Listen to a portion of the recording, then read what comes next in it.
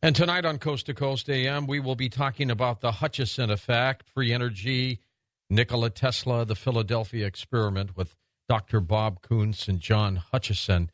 If you have a moment, get up to the coasttocoastam.com website through the internet, through your phones, however you get there, and take a look at the Hutchison effect. It's truly phenomenal. John was last with us back about 5 years ago. Dr. Kuntz was with me about a year ago. We're going to have them both for you in just a moment on Coast to Coast AM. And welcome back to Coast to Coast. Let's first introduce Dr. Robert Kuntz to you. Bob is an experimental nuclear physicist with more than 30 years of experience in physics and high technology. Since 2002, he's been doing research in the fields of anti-gravity and free energy. And following Einstein, is currently working on a unified field theory that he hopes will explain the standard model of physics. The theory would employ the electromagnetic interaction as the basis for all known forces.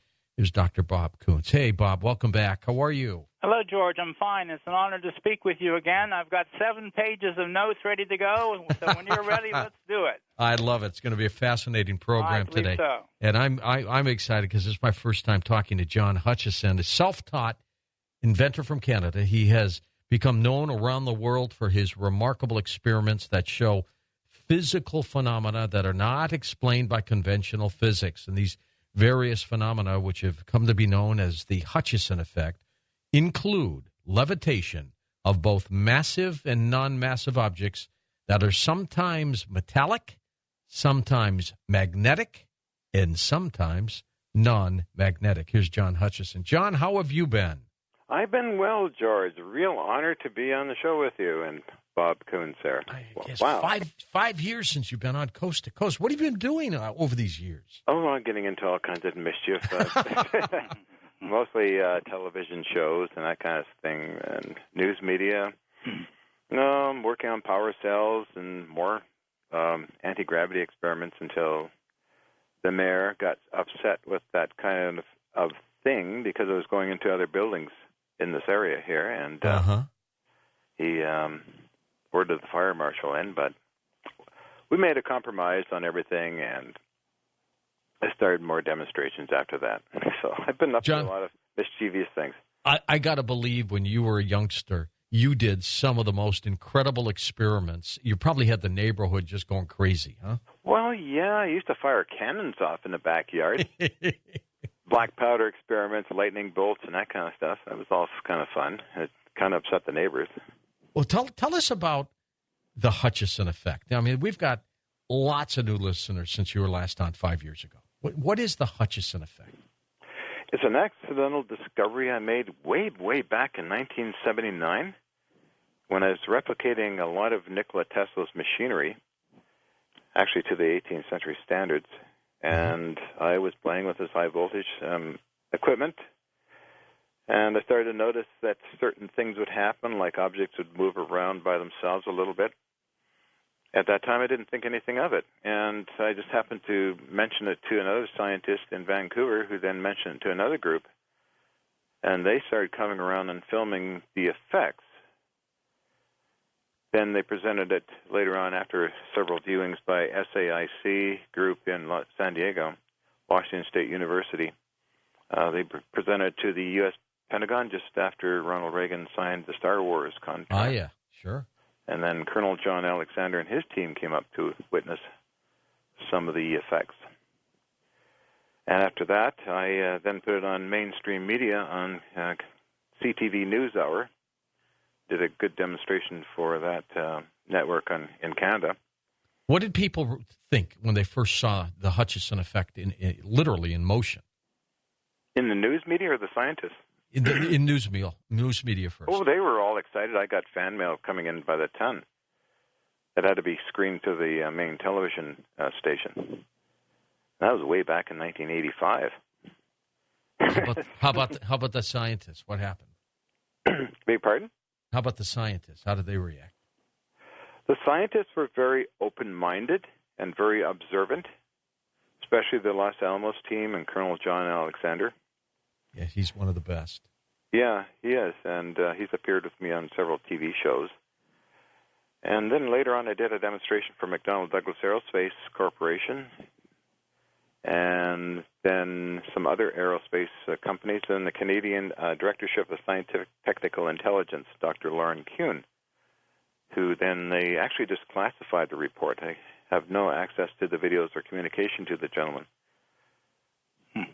except from that time period. Now it's 1986. That was on orders of Deputy Prime Minister Erik Nielsen, who was at that time Minister of Defense. So I have letters anyhow.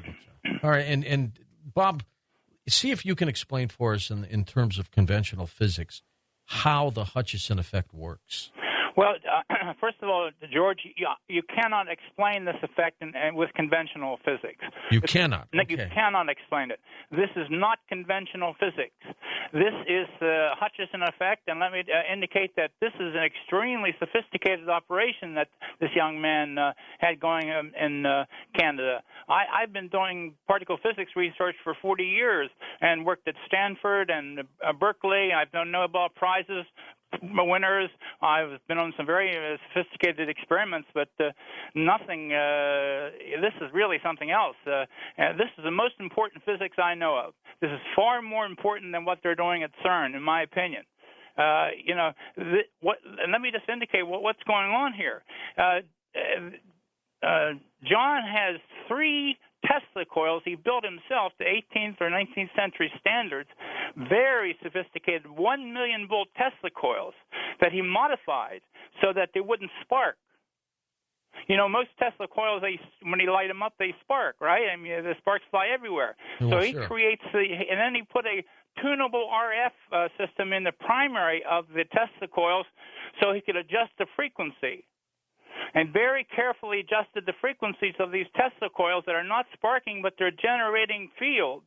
And the fields are creating canceling electromagnetic fields, and that is not understood in terms of modern physics, classical electrodynamics. They do not understand canceling electromagnetic fields. If you ask people what happens when 2 photons cancel, they'll say nothing. They say it disappears. But that's not true. 2 canceling photons goes into the scalar field. It produces scalar effects. And those scalar effects relate to anti-gravity. If you talk to any physicist about anti-gravity, classical physicists, they'll tell you it's impossible. There's no theory of anti-gravity in classical physics. And, John, listen, he can levitate 70-pound cannonballs without, using 200 watts of power. And there's no physics theory that provides for that. And so he says he stumbled into this. That's an understatement. He spent 30 years working on this and modified it slowly over time. And also there was a 1 million volt Van de Graaff electrostatic generator operating in the system too. So this is an extremely sophisticated. This is more sophisticated even than what Tesla did in his experiments. I think. I don't know everything that Tesla did. But, if you talk to any physicist and you ask them what happens when photons cancel, they can't give you an answer. It's not in classical. They say the answer is 0. It sums to 0, but that's not true. And so this is extremely sophisticated science. This is and very, very, very important. It also relates to this business with the Philadelphia experiment. Let me just give you another example here. Right. John is able to shred bars of steel, puts it in his apparatus, say a 3-inch thick by 3-inch thick piece of steel, maybe a foot long or 2 feet long, and the thing will turn to jelly or it'll shred. And I have pictures of it on my website. There's no conventional physics that does anything like this. There's no heat involved. In a matter of seconds, it shreds, or it turns to jelly, or it disappears. This is extremely sophisticated. John is the master of understatement. This man, and as far as stumbling in there, this is no amateur operation. This is John is a very sophisticated scientist, and this business of tuning the primaries of Tesla coils with a very, very, very sophisticated RF generator, high current capability, is beyond most people's understanding. This is very, very sophisticated. This is not an amateur hour operation, as some people would have you believe, with a tiny little effect. This is the most sophisticated piece of apparatus I know of, or apparati, or whatever the plural is, that I know of, and it's extremely important to physics. Classical electrodynamics, classical physics cannot explain this. In my opinion, there's not one scientist in the world that I know of, other than myself, can give you a good answer to what's going on with this system. John, is your work being duplicated or even stolen, trying to be stolen by other members throughout the world? There's been some indication from folks at Sandy National Laboratories. They replicated it. York University replicated a tiny part of it. A book was published just some months ago on that. But I haven't really seen any video, really, on it, or other information except text. I had John Searle on the program several months ago. Is this similar to his work as well? I mean, are you both going down a similar path here? Well, this is totally different. The effects happen from the operating apparatus at a great distance. And noted in the end of 2007 that went into the actual city itself. Well, let me just indicate that John Searle, let me indicate that the Searle effect, first of all, was replicated at the Russian Academy of Science by two conventional physicists. And the system was a 300-kilogram system, weighed about 700 pounds. It generated 7,000 watts. Listen to this now. A system, the Searle effect, it operates on the same kind of principle as John's system, that is canceling electromagnetic waves. But that system generated 7,000 watts of power, self-sustaining on its own, and lost 300 pounds of weight at the same time. It became anti-gravitic and also became a free energy system simultaneously, operating on its own. There was no power, and it levitated somewhat. It lost 50% of its weight and generated 7,000 watts of power at the time. These are conventional physicists at the Russian Academy of Science. Unfortunately, apparently, that is getting suppressed. I don't know if they classified it or what happened, but those people lost access to their apparatus. Interesting. Okay. I'm going to get into later on all kinds of applications for this incredible technology. And you, Robert, and you, John, can let us know if you think it's being applied either in extraterrestrial craft or whether the Egyptians might have possessed some of it to move blocks at the pyramid. Edward Leedskalnin down in Coral Castle. The kind of apparatus, I don't want to say machinery, but the kind of apparatus that you need to produce the Hutchison effect, can it be produced, easily with standard equipment? I tend to use a lot of old machinery, Navy-type equipment that's really highly engineered, mil-spec standards, and anything I build is to mil-spec standards. And when I'm tuning, I'm using micrometers for resonance in the cavities and that kind of thing. Has anything ever gone awry, John? Anything gone wrong doing this? Is there any downside?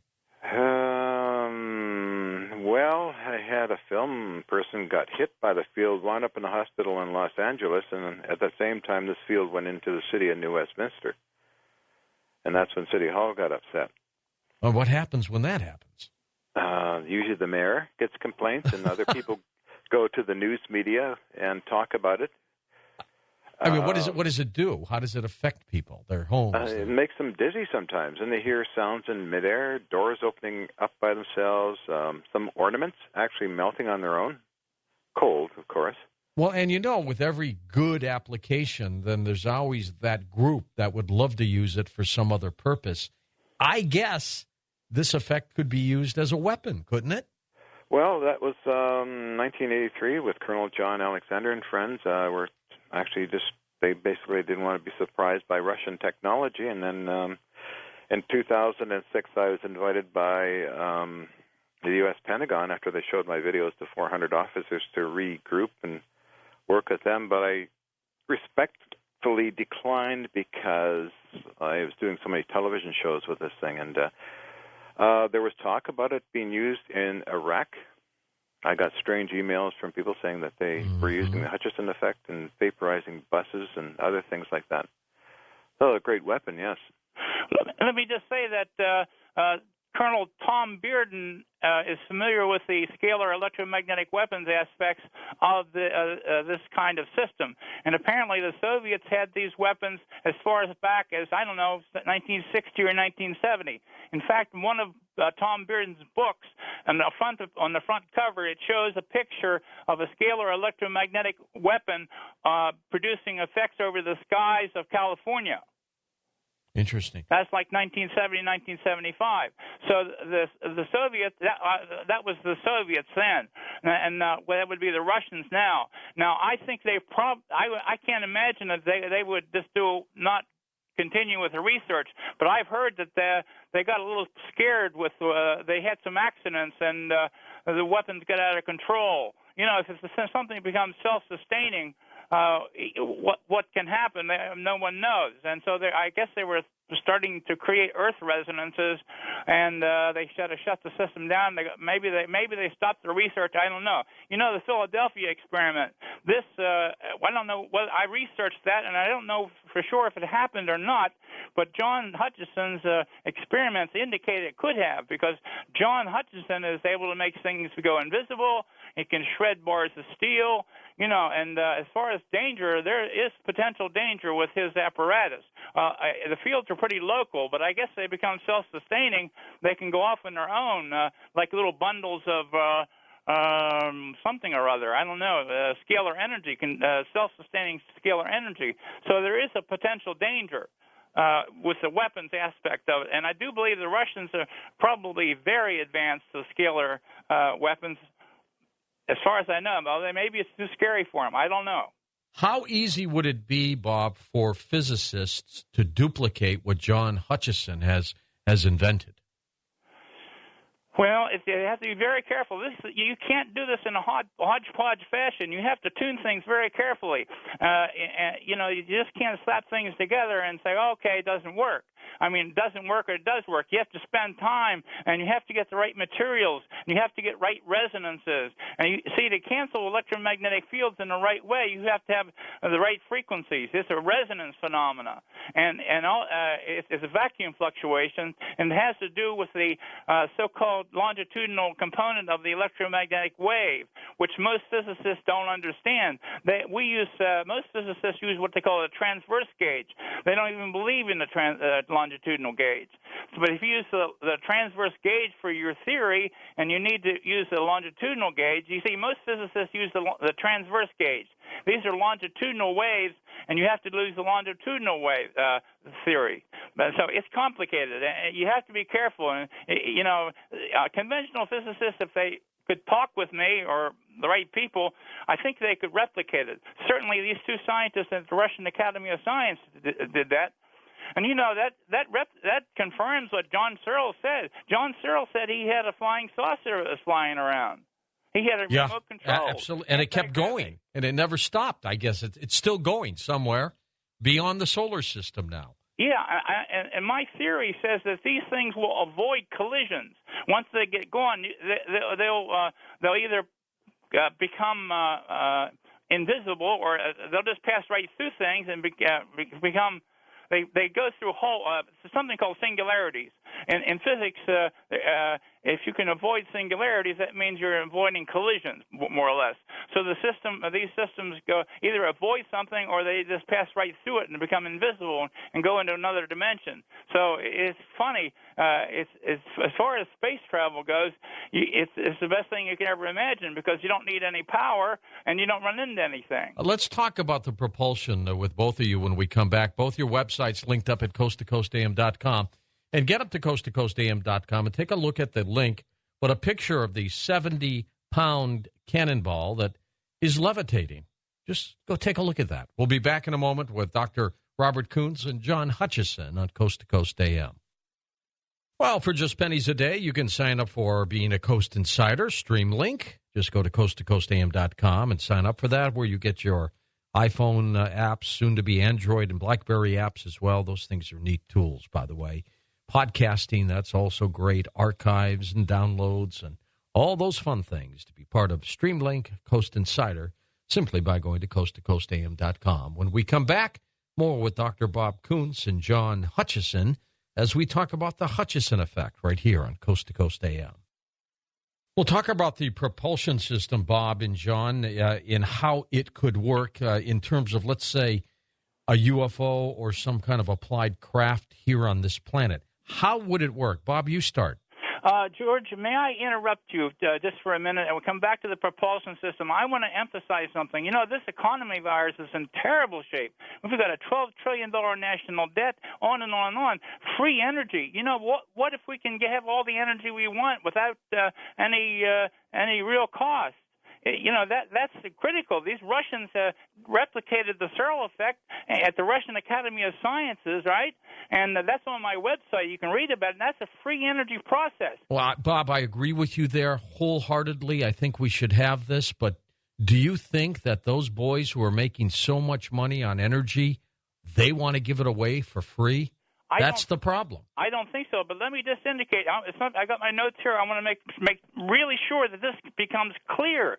The production of energy without the burning of any kind of fuel does not necessarily violate the laws of physics.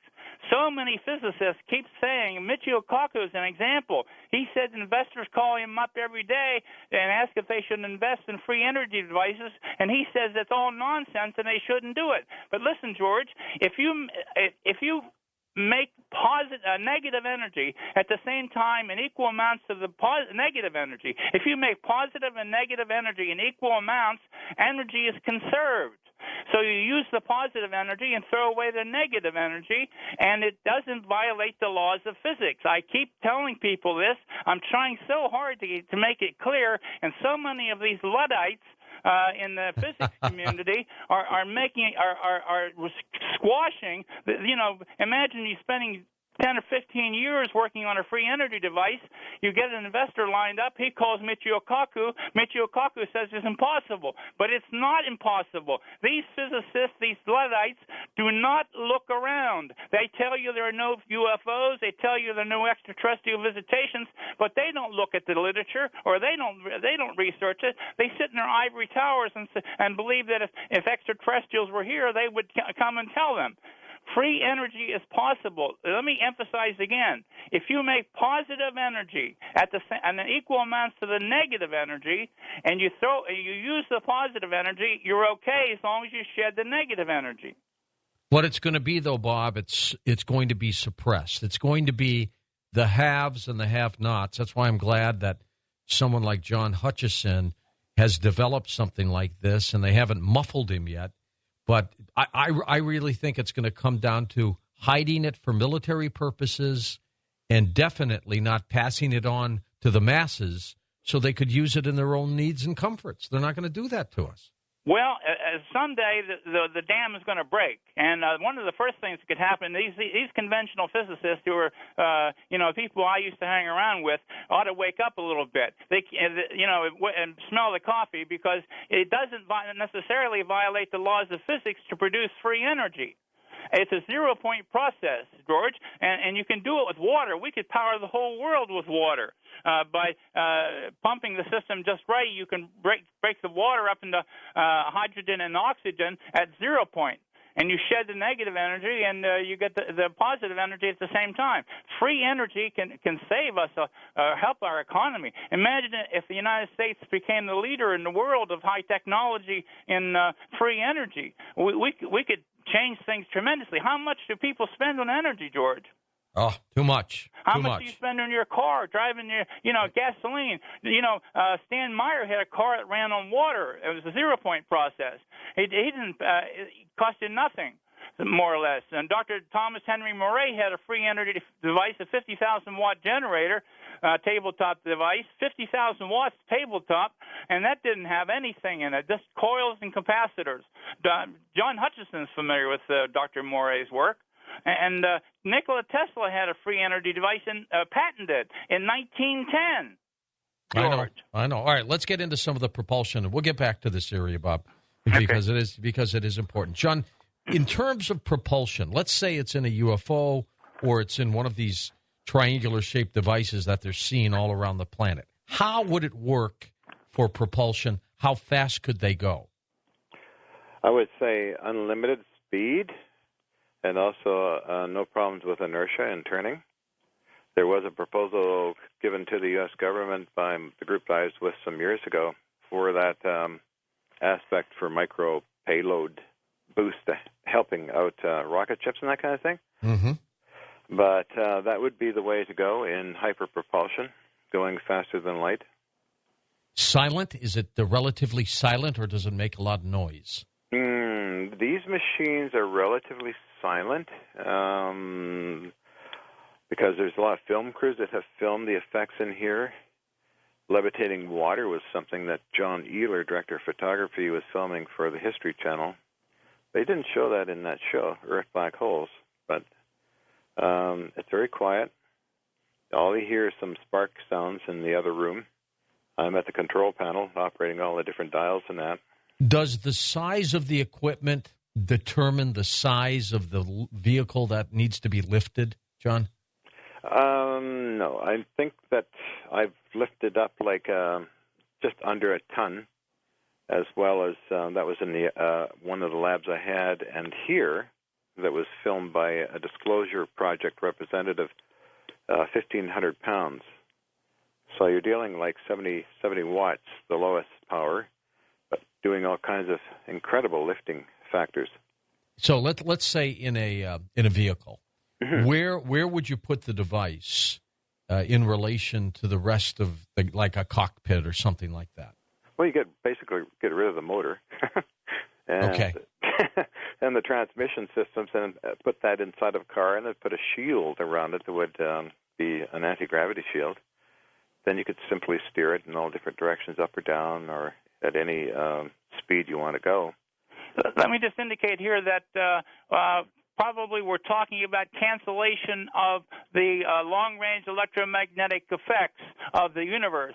Inertia. If you make a right-angle turn or a left-angle turn, you normally experience what they call centrifugal forces or inertial forces. But inertial forces are thought to be associated with the rest of the universe, the stars in the universe at far distances. But if the electromagnetic coupling constant is needed to couple to the long-range forces, and if you cancel that on the craft surface, then you cancel the effects of inertia. So basically, if you can reduce the inertial effects through cancellation on the surface of long-range forces in the universe, you've canceled inertia. So navigation, you can make right-angle turns no problem at high speed because there's no inertia. Also, there's no inertia. If there's no inertia, if the rest mass goes to zero, it doesn't take any energy to move around. You can move as fast as you want. Well, yeah, that's true too. Now, what about the people who are in the vehicle when this is becoming anti-gravity? What happens to them? They don't experience any gravity. They're in their own. They maintain their local space-time environment and don't experience any of the effects. They're just sitting there nice and calm, and they can make a sharp right angle turn, and they don't experience any inertial effects at all. It's just like you sitting right where you are. Traveling is like sitting at a desk. And what would allow you to continue to go faster and faster and faster? Well, if you convert more and more negative, more and more to stay in the 0 point, okay? You're in the 0 point system. If you go basically, if you go into subspace or hyperspace, however you want to say it, if you go into hyperspace, you avoid the singularities. The whole universe becomes transparent, and you can move as fast as you want, anywhere you want. And you won't collide with anything. The sun, you can go right through the sun because the sun is in a different hyperspace. You're in a different hyperspace. And so this also has to do with Lorentz transformations. Physicists only know about the Lorentz transformation mostly. That's why they say you can't go faster than the speed of light, because they're all based on the Lorentz transformation and the work of Einstein. But there are three other gauge transformations with the Lorentz gauge alone, and they never use those three other gauges, so three other norms, as they're called. And so basically, physicists are very, very myopic. They don't know what's going on with this kind of stuff. They're stuck where Einstein left off. And but these extraterrestrials, they know about it. That's why these physicists say there are no extraterrestrials coming here, because they think you can't go faster than the speed of light. But that's all based on a Minkowski, the so-called Minkowski norm of the Lorentz gauge. And there's other gauges. There are many gauges, all kinds of different gauges. And so you use these other gauges, the universe changes. Space is also much different. It isn't Euclidean. Physicists think the space is Euclidean. It is not Euclidean. We know that Einstein taught us that it's not Euclidean, but they still think it's Euclidean. It's a complex field, a hyperspace. It's a phase space. It's a Hilbert space. It's complicated, George. Now, as this is evolving, I'm still talking about it in applications of a craft, and we'll get into some other possibilities, including weather modification and weaponry and everything else. Fascinating. But in terms of in a craft, would that also explain, Bob and John, some UFOs that seem to just disappear and then appear again? Sure. Okay. I would say so, too. Now, well, basically, when they jump to hyperspace, we think that the Star Trek episode was all nonsense, but it isn't nonsense. Basically, if you stay in a 0 point and you go to the right gauge, you can disappear. John made all kinds of things disappear. Now, where do they go? If they lose their inertial mass, how much energy does it take to move something that doesn't weigh anything? Where do they go, John, when they disappear? Well, they go somewhere else and reappear somewhere else, too. I've had a lot of those kind of samples do that. I've had other samples where the steel itself is like aging in time, which was analyzed by the Max Planck Institute some years ago. And they're saying that it appears that the steel bar is aging for every day about 10 years ahead in time, and is slowly crumbling apart. Now, I sent that bar off to my scientific partner, George Hathaway, in Toronto, Canada, who's had these bars and that analyzed extensively and shown to many, many different scientists that written up reports on them. So it's quite interesting. I mean, working with these kind of fields, like you mentioned, the Philadelphia experiment. Yeah, absolutely. Old Al Bielek comes on the show every once in a while, and he's an interesting fellow. He's one of a kind. I used to think that Al Bielek was making all that stuff up, but I'm not so sure. It sounds very, very, very, very far out. But now that I really have a better understanding of phase space physics and gauge transformations, I'm not at all sure. And let me also tell you something else now. It's very, very important. You know about the Big Bang Theory, right? Oh, sure. Okay. I may not agree with it, but I know about it. Well, let me just say this. A friend of mine, Dr. Barry Bruce, a very good theorist in general relativity, a former professor of physics, a fine PhD physicist, did a series of calculations where he tried to explain redshift. When we look out in the universe, we see the light from distant stars is shifted to the red. And right. They think that people think that it's because the universe is expanding. Okay, but my friend did this calculation, and he put in the gravitational effects of the stars, and that causes the light to redshift. So his results indicate that the universe is not expanding, that it's redshift that's due to gravitational redshift, not recessional. The universe apparently is not expanding in Euclidean way, the way people think it is. Instead, George, probably what's happening is that time is expanding. We have time that's coming out all the time, right? I mean, time is always expanding. So if time is expanding as a vector field, then that makes it look like the universe is expanding. But very probably, in my opinion, the universe is infinite and eternal. There never was a Big Bang. There never will be. It always has existed, always will exist, and you can go an infinite distance and you'll find more stars. The universe apparently is the redshift is due to gravitational redshift, not recessional redshift due to an expanding universe. So my results or my friend's results indicate, and I confirmed this with my calculations, it looks like the universe is not expanding. You may be right on with all that. It's expanding in time, but it's not expanding in spatial coordinates. All right, John, I wanted to get back to what you said, that some objects disappeared and seemed to end up in certain spots.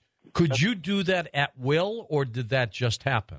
That started to happen some years ago, random. It was more or less, I had no control over it, George. And then later on, many years later on, in 2006, I was approached by film people down in Hollywood, and they wanted a 13-episode television show with a friend of mine, Ron Meliloni, of BAE Systems. We put together 13 episodes. So one of the episodes we were trying to do was the Philadelphia experiment.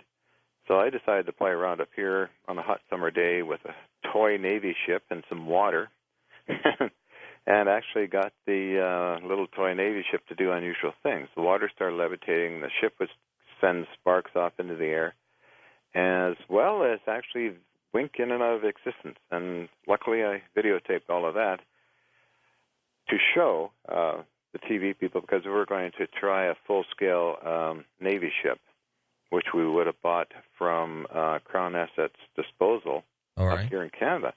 But unfortunately, these people kept us going for a couple of years, and we never got around to the 13 episodes. I'm just wondering, John, if you could develop some kind of teleportation device that might use some of the same principles for sending people from L.A. to St. Louis instantaneously. Almost like, the Beam Me Up Scotty routine. But is that ever going to be possible? Oh, for sure that's going to be possible. Some of the DoD literature talks about it in there. Well, just a minute. John, you teleported the piece of wood into a piece of aluminum. That's right. Yes, I did. And also sawdust. I'm sorry? Also sawdust. But that's not the same, Robert, as a person. No, it's not, but it's the principle, George. How do you get a piece of wood inside a block of aluminum? Yeah. Without going through the surface. Well, remember during the Philadelphia experiment, I think it was Al Bielik's brother who talked on the program about seeing people half and half, their bodies in the ship, but like they were melted into it. Remember that? Yeah. Now, listen, George, I believe that the laws of physics are not laws of physics. They're not fixed. The laws of physics are malleable. You can change the laws of physics. That's what my analysis says. When you change the strength of the electromagnetic coupling constant and in a unified field, if the electromagnetic coupling constant is the basis of all fields, and if you can adjust the electromagnetic coupling constant, you can modify the laws of physics. So the laws of physics, this idea that one size fits all for all time, that's not true. No, I guess not, but that's amazing. Now, when I saw pictures of the USS Eldridge, I saw what looked like huge coils, John Hutchison. So maybe they were trying this, huh? I would think so. I've seen these kind of coils inside of some of the old destroyers I worked on for the Artificial Reef Society of British Columbia. Gigantic coils, degaussing coils. But I don't think it was for the Philadelphia experiment. I think it was just ordinary radio operations. But with Navy ships, they have... But, John, you use coils. You use Tesla coils.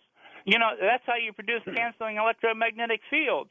The Searle effect uses fixed magnets mostly, but it's the same effect. You're canceling magnetic fields. That's what produces this phenomenon mostly. It's also electromagnetic, too, in general, but the big effect is produced with coils. That's why Tesla was so famous with these systems almost always involve either magnets. We don't understand the magnetic field. People think that Einstein explained it, but it's not true. We do not. Yeah. We don't understand it. Not quite. Let's take this break. We're going to come right back. We're going to talk about how this is being used or can be used as electromagnetic weapons. That's next.